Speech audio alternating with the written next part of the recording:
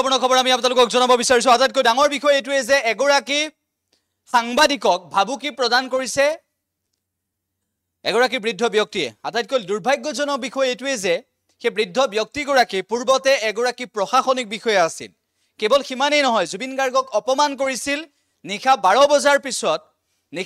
বজাৰ পিছত ফেচবুকত বিভিন্ন কথা বিভিন্নজনে লিখে আৰু সেই ফেচবুকত লিখা ব্যক্তিসকলৰ কথাও সকলোৱে গম পায় তাৰ মাজতে আমি উল্লেখ কৰিব বিচাৰিছো সেই হিতেশ দেৱ শৰ্মা নামৰ যিগৰাকী ব্যক্তিয়ে সাংবাদিকক ভাবুকি দিছে সাংবাদিকৰ সন্তানক ভাবুকি দিছে আটাইতকৈ লাজ লগা বিষয় এইটোৱে যে সেইগৰাকীয়ে এনআৰচিৰ বিষয়টোক লৈ দীৰ্ঘদিন ধৰি মাত মাতি আহিছিল আৰু সেই হিতেশ দেৱ শৰ্মাৰ পুত্ৰ গীতাৰ্থ দেৱ শৰ্মাই বাক্সাত কেনেদৰে জুবিন অনুৰাগীক প্ৰহাৰ কৰিছিল সেয়া অসমৰ ৰাইজে জানে এতিয়া অসমত লেলে চেছে কৰিবলগীয়া হৈছে সেই হিতেশ দেৱ শৰ্মা নামৰ লোকজনক হিতেশ দেৱ শৰ্মা নামৰ লোকজনে ভাবুকি দিব পৰা হল আমি কোনখন অসমত বাস কৰিছো যিখন অসমত অসমৰ শান্তি শৃংখলা অটুট ৰখাৰ ক্ষেত্ৰত গৃহ বিভাগে দায়িত্ব পালন কৰিব লাগে সাংবাদিকক ভাবুকি দিয়ে সাংবাদিকৰ 8 বছৰীয়া সন্তানক ভাবুকি দিয়ে আমি সেইখন অসমত বাস কৰিছো যিখন অসমত হিতেশ দেৱ শৰ্মাৰ দৰে এগৰাকী ব্যক্তিয়ে গাড়ীৰে হিতেশ দেৱ শৰ্মাৰ এগৰাকী ব্যক্তিয়ে হত্যা কৰাৰ দৰে ভাবুকি দিব পাৰে আৰু তাৰ পিছত হিমন্ত বিশ্ব শৰ্মাৰ দায়িত্বত থকা গৃহ বিভাগে এতিয়ালৈকে সেই হিতেশ দেৱ শৰ্মাক গ্ৰেপ্তাৰ নকৰে এয়া কেনেকুৱা ধৰণৰ কথা আৰু এয়া কেনেকুৱা ধৰণৰ অসম আমাৰ প্ৰশ্ন উত্থাপন হৈছে যে এগৰাকী সাংবাদিকক হত্যা কৰাৰটো পিছৰে কথা সাংবাদিকক হত্যা কৰিম বুলি কোৱাৰ লগে লগে সন্তানকো টাৰ্গেট কৰিছে সেই হিতেশ দেৱ শৰ্মা নামৰ লোকজন এতিয়াও মুকলি আকাশৰ তলত কিয় আছে অসমত গৃহ বিভাগ কিমান সক্ষম অসমৰ গৃহ বিভাগ কিমান সক্ৰিয় এই প্ৰশ্ন উত্থাপন হৈছে এই হিতেশ দেৱ শৰ্মা নামৰ লোকজনে সাংবাদিকক ভাবুকি প্ৰদান কৰিছে আটাইতকৈ লাজ লগা বিষয় হৈছে যে এই হিতেশ দেৱ শৰ্মা নামৰ লোকজনে সাংবাদিকক ভাবুকি দিছে আৰু এতিয়ালৈকে হিমন্ত বিশ্ব শৰ্মা নেতৃত্বাধীন চৰকাৰখনৰ গৃহ বিভাগটোৱে হিতেশ দেৱ শৰ্মাক এতিয়ালৈকে গ্ৰেপ্তাৰ কৰা নাই লাজ লগা বিষয় এইটোৱে যে যিটো সময়ত অসম আৰক্ষীৰ দায়িত্ব থাকিব লাগিছিল যিটো সময়ত অসম আৰক্ষীৰ এই ক্ষেত্ৰত গুৰুত্বপূৰ্ণ পদক্ষেপ হ'ব লাগিছিল অসমৰ সাংবাদিক সমাজে এই মুহূৰ্তত দায়িত্ব পালন কৰিব লাগে যে এগৰাকী সাংবাদিকক হত্যাৰ ভাবুকি দিছে তাৰ পিছত গৃহ বিভাগটোৱে যেতিয়ালৈকে দায়িত্ব পালন নকৰে তেতিয়ালৈকে এই চৰকাৰখনৰ বাতৰি কৰাৰ ক্ষেত্ৰত তেতিয়ালৈকে এই চৰকাৰখনৰ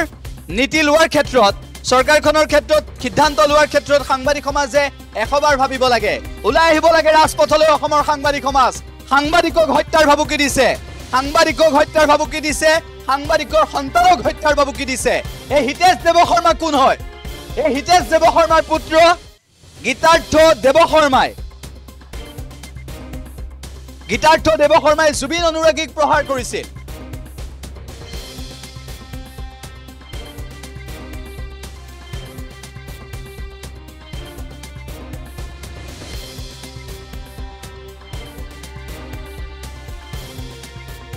আমি এই মুহূৰ্তত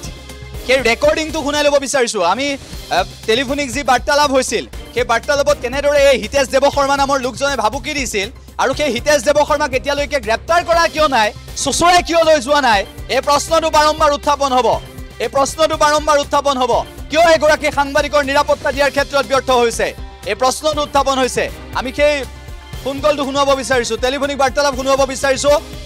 এগৰাকী হত্যাকাৰীৰ দৰে যি ভাবুকি দিছিল এই হিতেশ দেৱ শৰ্মা নামৰ লোকজনে মই কথা তোমাক জাষ্ট মই ৱাৰ্নিং দিলো ইউ আৰ ইন ডেঞ্জাৰ যদি তুমি তোমাৰ হাতত মই কৈছো নহয় এতিয়া কেইটা বাজিলে 1:30 বাজিছে হা তোমাৰ হাতত 4 ঘণ্টা সময় আছে ইউ কাৰেক্ট ইউৰ চেল্ফ কাৰণ মোৰ ল'ৰা কালি তাতে চাৰ্জ দি গুচি আহিব তাৰ আগতে গৈ পেলাই তুমি মাফ খোজা আৰু গোটেইখিনি ডিক্লেয়াৰ কৰা কি গণ্ডগোল হৈছে তোমাৰ হাতত 4 ঘণ্টা আছে বছ মই একো কৰিব নোৱাৰো তুমি যি কৰা কৰিবা মই তোমাক ক'লো যে গোটেই বস্তুটো ইনচিডেণ্ট যে ভুল ৰিপৰ্টিং হৈছিলে ভুলকে প্ৰজেক্ট হৈছে তুমি স্বীকাৰ কৰা গৈ পেলাই মই কেনেকে কৰিম মইতো কৰা নাই নহয় নকৰা নাই বাকী তোমাৰ হাতত না চাওক ছাৰ আমাৰ 4জন ৰিপৰ্টাৰ আছিলে না 4জন ৰিপৰ্টাৰ 5জনৰ তুমি নিজক ডিফেণ্ড কৰিব নালাগে মই মই চিনাকি কাৰণে মই তোমাক ফোন কৰিলো নহ'লে তোমাক মই মানে আলটু পালটু ক'বা ৰিপৰ্টাৰ মই ফোন নকৰিলো হয় ছাৰ চাওক তোমাক ক'লো যে তোমালোকে ভুল কাম কৰিছা কাৰোবাক মানে ক্ৰিমিনেলি হেৰি কৰিছা মানে এছাল্ট কৰিছা আৰু ইয়াৰ ফল তোমালোকে ভুগিবা এতিয়া প্ৰশ্ন উত্থাপন হৈছে যে অসম চৰকাৰে নিশা 10-11 বজালৈকে কিয় সুৰাৰ বিপণী খুলি দিয়ে নিশা মাত নুফুটাকৈ এনেদৰে টেলিফোনত ভাবুকি দিব পৰা এই হিতেশ দেৱ শৰ্মা নামৰ লোকজনে যেনেদৰে সাংবাদিকক ভাবুকি দিছে সেই প্ৰশ্ন উত্থাপন হৈছে অসম চৰকাৰৰ আবকাৰী বিভাগে কিয় নিশা 10 বজা 11 বজালৈকে সুৰাৰ বিপণী খুলি দিয়ে এটা বয়স নিৰ্ধাৰণ কৰিব লাগে সুৰাক সেৱন কৰাৰ ক্ষেত্ৰত সেয়াও আটাইতকৈ ডাঙৰ বিষয় হৈ পৰিছে আজিৰ দিনটোত সামাজিক দায়বদ্ধতাৰ ওপৰত নিৰ্ভৰ কৰি সামাজিক দায়বদ্ধতাৰ ওপৰত গুৰুত্ব প্ৰদান কৰি এই বিষয়বোৰ সন্মুখলৈ আহিছে মাত ফুটা নুফুটাকৈ কথা কোৱা এই হিতেশ দেৱ শৰ্মাই যি ভাবুকি দিছে সেই ভাবুকি অসমৰ ৰাইজে আজি শুনিছে এয়া হৈছে হিতেশ দেৱ শৰ্মা হিন্দুত্ববাদৰ ক্ষেত্ৰত সদায় মাত মতা হিতেশ দেৱ শৰ্মাক এতিয়ালৈকে কিয় গ্ৰেপ্তাৰ কৰা নাই হিন্দুত্ববাদৰ বাবে মাত মতাৰ বাবে গ্ৰেপ্তাৰ কৰা নাই নেকি এই হিতেশ দেৱ শৰ্মাক এই হিতেশ দেৱ শৰ্মাৰ ইমান দাদাগিৰি দেখুৱাবলৈ সাহস ক'ত হ'ল সাংবাদিকক ভাবুকি প্ৰদান কৰা এই হিতেশ দেৱ শৰ্মাৰ ক্ষেত্ৰত কেতিয়া ব্যৱস্থা ল'ব চৰকাৰে কেতিয়া ব্যৱস্থা গ্ৰহণ কৰিব সাংবাদিকক ভাবুকি প্ৰদান কৰা এইগৰাকী হিতেশ দেৱ শৰ্মাক কেতিয়া গ্ৰেপ্তাৰ কৰিব এতিয়ালৈকে চুচুৰাই নিয়া নাই কিয় এই হিতেশ দেৱ শৰ্মাই জুবিন গাৰ্গক অপমান কৰিছিল এটা সময়ত ফেচবুকৰ জৰিয়তে এই হিতেশ দেৱ শৰ্মাই সাংবাদিকক ভাবুকি প্ৰদান কৰিব পৰা হ'ল এই দাদাগিৰি কৰ পৰা দেখুৱাবলৈ সাহস পাইছে কাৰ ছত্ৰ ছায়াত আছে অসম চৰকাৰে এতিয়ালৈকে কিয় ব্যৱস্থা লোৱা নাই কিয় গৃহ বিভাগে ব্যৱস্থা লোৱা নাই কিয় আৰক্ষী প্ৰশাসনে ব্যৱস্থা লোৱা নাই এই হিতেশ দেৱ শৰ্মাৰ ক্ষেত্ৰত কেতিয়া ব্যৱস্থা গ্ৰহণ কৰিব আটাইতকৈ ডাঙৰ বিষয় হৈছে কেতিয়া ব্যৱস্থা গ্ৰহণ কৰিব এইগৰাকী হিতেশ দেৱ শৰ্মাৰ ক্ষেত্ৰত কিমান নিকৃষ্ট হ'ব পাৰে এবাৰ শুনক এতিয়া তোমাক হঠাৎ তুমি ৰাস্তাৰে গৈ আছা পাছৰ পৰা গাড়ী এখনে তোমাক খুন্দা মাৰি পেলাই তোমাক মেজৰ ইঞ্জুৰি কৰি থৈ গ'ল তোমাৰ কিবা হাত থাকিব নেকি কাক কমপ্লেইন কৰিবা তোমাৰ বাচ্চাটো 8 বছৰীয়া ক'বাত কিবা এটা প্ৰব্লেম হ'ল তেতিয়া তুমি কাক কমপ্লেইন কৰিবা মোক কিয় কৈছে এনেকে মই কৈ আছো ৰবা ৰাণা মইতো ইমান বোকা নহয় যে বুৰ্বকো নহয় না তো তোমালোকৰ চব এক্টিভিটিটো মইতো চাই মই আই এম এফেক্টেড সেইকাৰণে মই চাইছো নহ'লে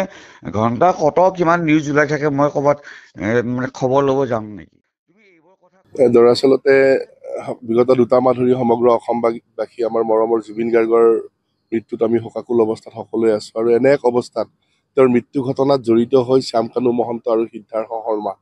তেওঁলোকক গুৱাহাটীৰ পৰা বাক্সা জিলা কেন্দ্ৰীয় কাৰাগাৰলৈ অনা হৈছিলে জেললৈ আৰু সেই বাতৰিটো এগৰাকী সাংবাদিক হিচাপে মই অফিচৰ যেতিয়া নিৰ্দেশ পাইছিলো আমাৰ চেনেলৰ পৰা মই সহিত 4গৰাকী আমাৰ ৰিপৰ্টাৰে ৰাতিপুৱাৰ পৰা আমি কৰ্তব্য সম্পাদন কৰিছিলো নিকাচিৰ কাৰাগাৰৰ সন্মুখত আৰু সেই বাতৰিটো গোটেই দিনজোৰা বাতৰি সম্প্ৰচাৰ যিটো হৈছিলে তাত আৰক্ষীৰ ৰাইজৰ শিলদলীয়া যি কাণ্ড বা আৰক্ষীৰ লাঠি চালনা সামগ্ৰিক গোটেই ঘটনাটো আমি প্ৰচাৰ কৰিছিলো বা অসমৰ প্ৰত্যেকটো চেনেলে কৰিছিল আৰু সেই বাতৰিটো আৰক্ষী যিটো প্ৰথম লাঠি চালনা আমাৰ ছেটেলাইট চেনেলটোত আমাৰ 4গৰাকী যি সাংবাদিক আছিলো তাৰে কোনোবা এটা কেমেৰাত আমাৰ লাইভ গৈছিলে মই কিন্তু নাছিলো মই দৌৰিছিলো সেই সময়ত আৰু সেই আৰক্ষী বিষয়াগৰাকী হৈছিলে অতিৰিক্ত আৰক্ষী অধীক্ষক গীতাৰ্থ দেৱ শৰ্মা আৰু কালি এই ঘটনা সন্দৰ্ভত তেওঁৰ পিতৃ অসম চৰকাৰৰ NRCৰ সমন্বয়ক আৰু তেখেতে প্ৰাক্তন শীৰ্ষ বিষয়া অসম প্ৰশাসনিক বিভাগৰ আৰু সেইগৰাকী বিষয়াই মোক ব্যক্তিগত মোবাইল যোগে ফোন কৰি প্ৰথমতে মোৰ পৰিয়ালত কোন কোন আছে সোধে মোৰ ল'ৰা কিমান ছোৱালী কি সোধে মই ক'লো মোৰ 8 বছৰীয়া এটি সন্তান আছে তাৰপিছত তেখেতে ফোন টেপটোত স্পষ্ট আছে কথাখিনি তেওঁ কৈছে যে হঠাৎ যদি মই গাড়ীৰে ওলাই গৈ থকা অৱস্থাত পিছফালৰ পৰা কোনোবাই খুন্দিয়াই দিয়ে তেনেহ'লে মই কাক অভিযোগ দিম একেলগে কৈছে যে মোৰ 8 বছৰীয়া সন্তানটো যদি ওলাই যায় ঘৰৰ পৰা এই অৱস্থাত যদি কিবা এটা হয় মই কাক কি অভিযোগ দিম তাৰপিছত তেওঁ 4 ঘণ্টাৰ মোক সময় দিছিল আৰু তেওঁৰ পুত্ৰ গীতাৰ্থ দেৱ শৰ্মাই কালি ইতিমধ্যে বাক্সা জিলাৰ পৰা গুৱাহাটীত যোগদান কৰাৰ বাবে প্ৰত্যাৱৰ্তন কৰিব আৰু সেই ক্ষণত 4 ঘণ্টাৰ ভিতৰত যদি মই তেওঁক গৈ ক্ষমা নোখোজো তেনেহ'লে মোৰ ডেঞ্জাৰ পৰিৱেশৰ সৃষ্টি হ'ব বুলি কৈছিলে আৰু আৰক্ষীৰ ভাবুকি বাৰম্বাৰ মোক দি কেতিয়াও সাৰি নাযাম বুলি কৈছিল। এইখিনিতে এটা কথা মই ক'ব লাগিব, গীতাৰ্থ দেৱ শৰ্মা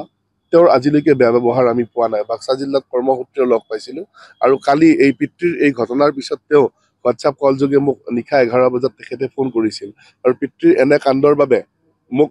তেখেতে ভুল নুবুজিবলৈ আৰু তেখেতে ক্ষমা প্ৰাৰ্থনা কৰিছিলে। যিহেতু সন্তানক লৈ কথা হৈছিলে এই বিষয়টোত তেওঁ দুখ পাইছিলে, তেওঁৰ প্ৰতি অকণো আক্ষেপ নাই আৰু এই বিষয়ত মই কাকো আক্ষেপ কৰিব নোখোজো, কিন্তু এজন পিতৃ হিচাপে অত্যন্ত মৰ্মাহত আৰু ভয় খাব লগা বিষয়, কাৰণ আমি এটা সৰু পৰিয়ালৰ ল'ৰাক আমি সাংবাদিকতাক বৃত্তি হিচাপে লৈ খাই আহিছোঁ। এটা কথা আজি মোৰ লগত হৈছে, কালি যিকোনো এজনৰ লগত হ'ব পাৰে, বা আমি কিবা দোষ কৰিছোঁ আমাক শাস্তি দিয়ক বা আমাক প্ৰত্যাহ্বান জনাওক, কিন্তু পিতৃ হিচাপে অত্যন্ত দুখ পাইছোঁ যে সন্তানক মাজত টানি আনিছে। সি আমাৰ বহুত মৰমৰ আৰু গোটেই পৰিয়ালটো আমি ভাগি পৰিছোঁ। হয়, নিশ্চিতভাৱে মই পাঠশালা থানাত তেওঁৰ এই যি ঘটনা সন্দৰ্ভত মই এজাহাৰ দাখিল কৰিছোঁ। আৰক্ষী এই সন্দৰ্ভত এতিয়ালৈকে একো জনোৱা নাই, কিন্তু গোচৰটো তেওঁলোকে লৈছে, মোক ৰিচিভ কপি কৰি ৰিচিপ্টটো দিছে। আজি আবেলি দাখিল কৰিছোঁ আৰু তাৰ লগত যিটো